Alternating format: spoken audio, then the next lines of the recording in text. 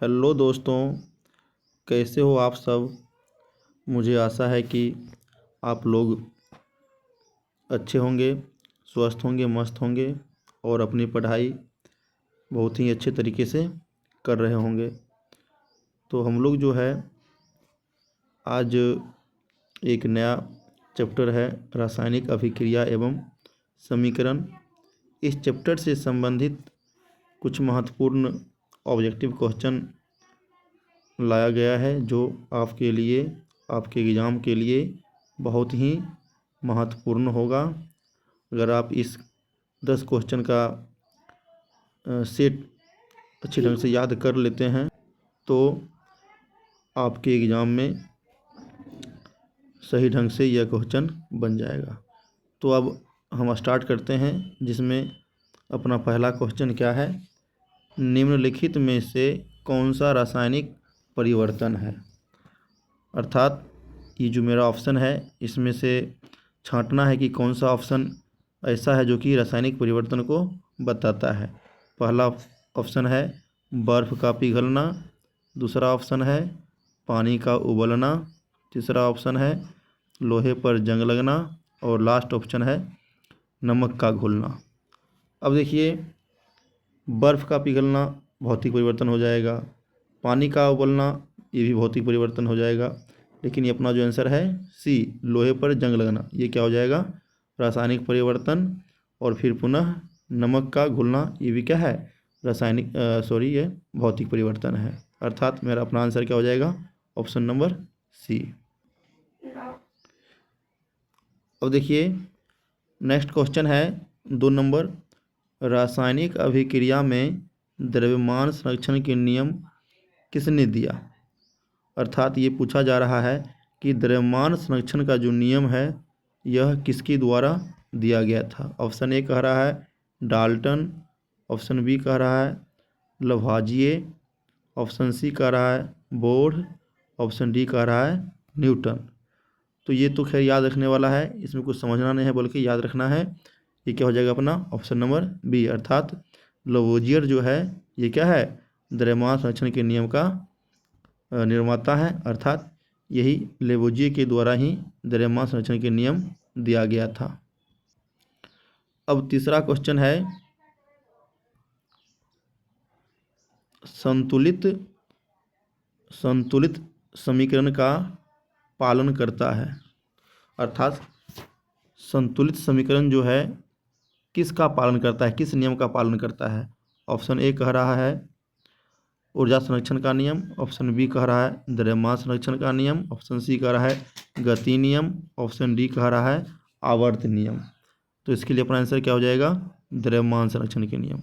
यानी ये सब गलत हो जाएंगे और ये क्या है, द्रव्यमान संरक्षण के नियम ये सही हो जाएगा। अर्थात आंसर ये हो जाएगा ऑप्शन बी।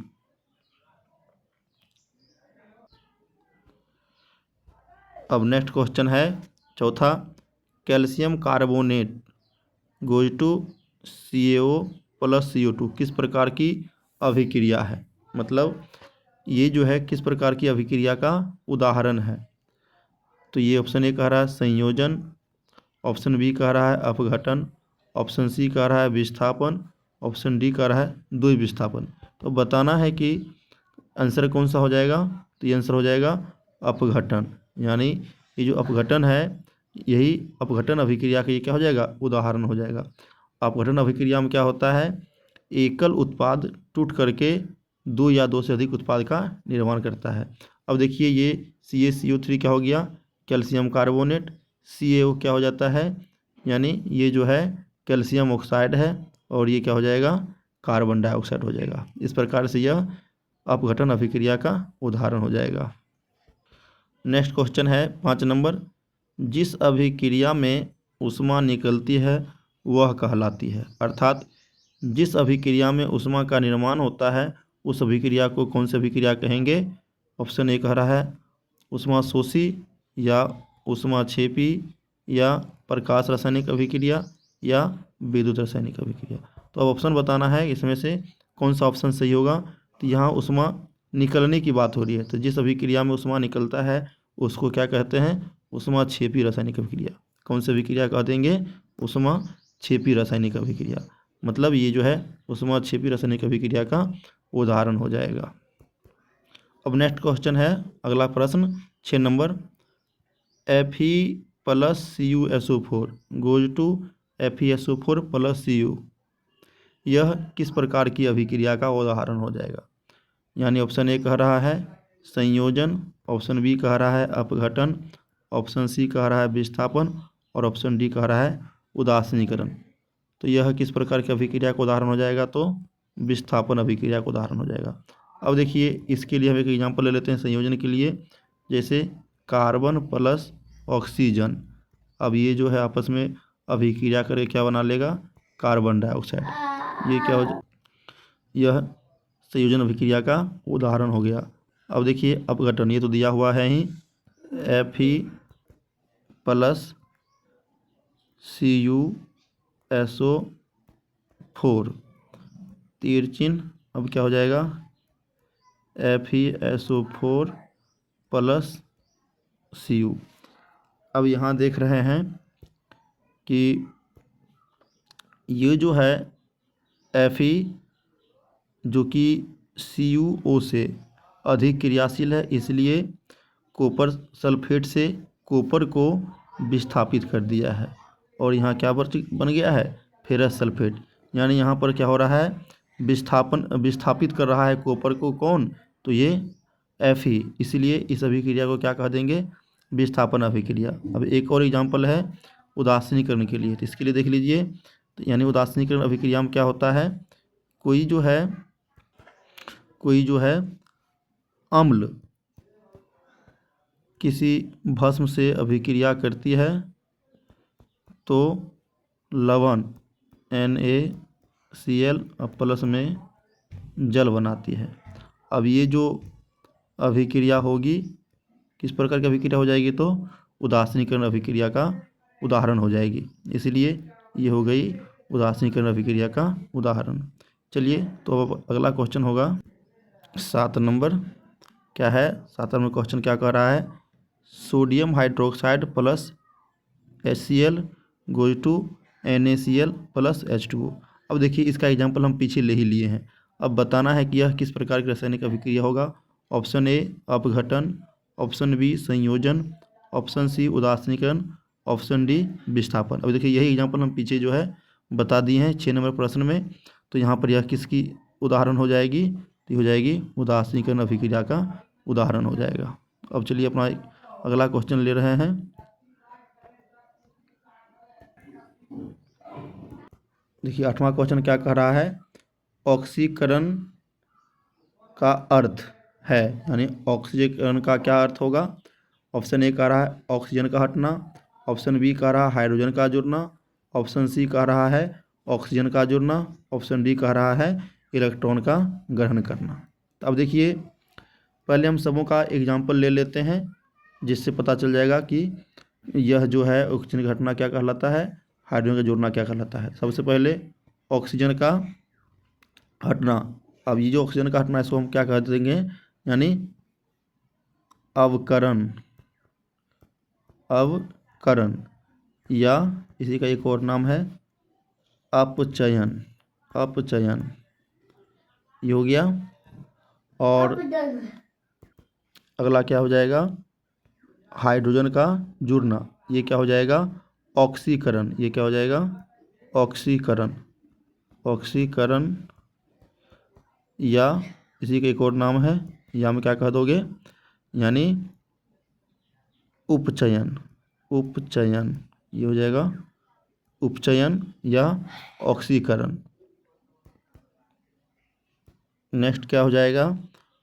ऑक्सीजन का जुड़ना, यही क्या कहलाएगा? ऑक्सीकरण। ये क्या कहलाएगा? ऑक्सीकरण। और ये हाइड्रोजन का जोड़ना क्या था? तो अपचयन था। ऑक्सीजन का जोड़ना क्या है? ऑक्सीकरण है। और इलेक्ट्रॉन का ग्रहण क्या हो जाएगा? ये भी हो जाएगा अपना अपचयन। अर्थात इसलिए आंसर क्या हो जाएगा? ऑप्शन नंबर सी, यानी ऑक्सीकरण। ऑक्सीजन का जोड़ना क्या कहलाएगा? ऑक्सीकरण।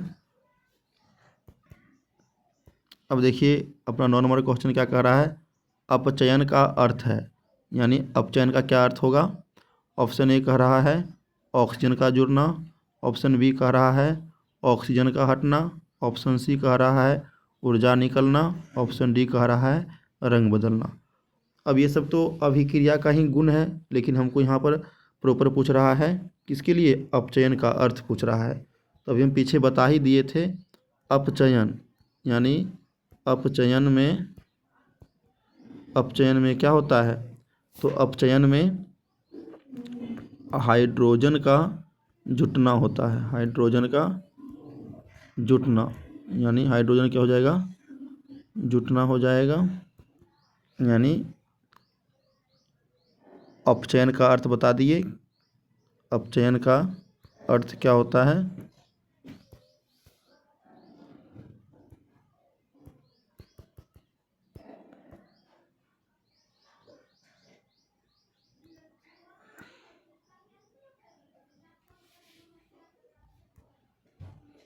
अपचयन का अर्थ क्या हो जाएगा? ऑक्सीजन का जुड़ना या ऑक्सीजन का हटना या ऊर्जा निकलना या रंग बदलना। तो अपचयन के लिए क्या हम पीछे बता दिए थे, यानी ऑक्सीजन का हटना, यानी ऑक्सीजन का हटना क्या हो जाएगा? अपचयन। और ऑक्सीजन का जुड़ना क्या हो जाएगा? उपचयन। ऊर्जा निकलना और रंग बदलना ये तो कोई बात है ही नहीं, इसलिए अपना ये आंसर क्या हो जाएगा? ऑक्सीजन का हटना। अब लास्ट क्वेश्चन है, जंग लगने के लिए आवश्यक है, यानी जंग लगने के लिए कौन चीज़ आवश्यक है?